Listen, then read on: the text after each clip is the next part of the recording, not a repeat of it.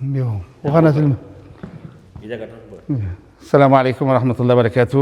আপনারা যে দেখরা এটা হলো সিনাগগের মেইন যে হল যেটা, এটা আছিল এই সিনাগগের মেইন হল।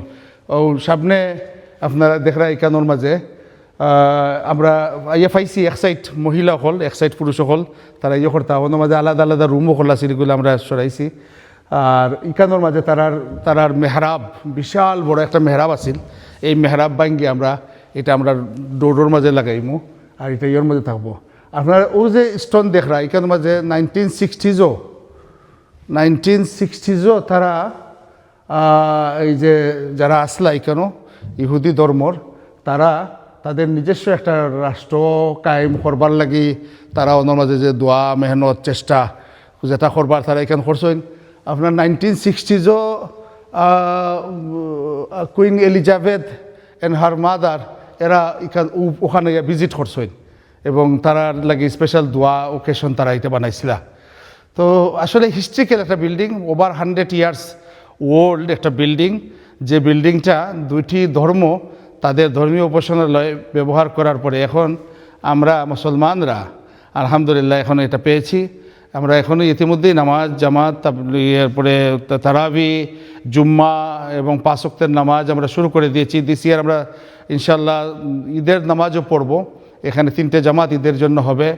আমাদের মা বোনদের জন্য এখানে পার্মানেন্টলি মসজিদে নামাজ পড়ার ব্যবস্থা সুযোগ থাকবে।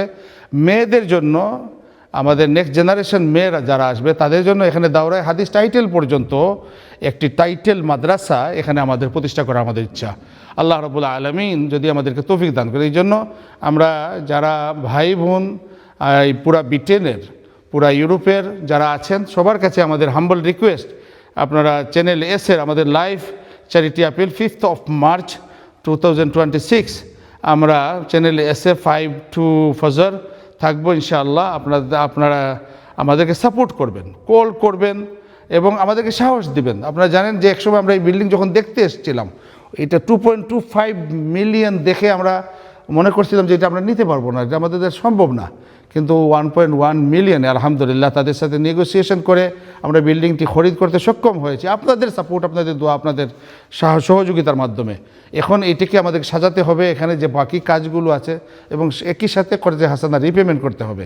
এই জন্য আগামী 5th of March-এর চ্যানেল এসের লাইভ চ্যারিটি আপিলটি আমাদের কাছে অত্যন্ত গুরুত্বপূর্ণ। আমি মনে করি কমিউনিটি এগিয়ে আসলে আমাদের জন্য কোনো কিছুই অসম্ভব নয়। জাযাকাল্লাহ খায়ের। জি, আসসালামু আলাইকুম রহমতুল্লাহি ওয়া বারাকাতুহু। সম্মানিত দর্শক শ্রোতা এবং ফ্রেন্ড বন্ধু যারা আছেন, সকলের কাছে আকুল আবেদন, আমরা দারুল খিদমা মসজিদের ফান্ডরাইজিং লাগে যাইরাম। আপনারা সকলে সহযোগিতা করবা এবং দোয়া করবা এবং দান খয়রাত করিয়া সাহায্য হাত বাড়াইয়া দিবা। আসসালামু আলাইকুম।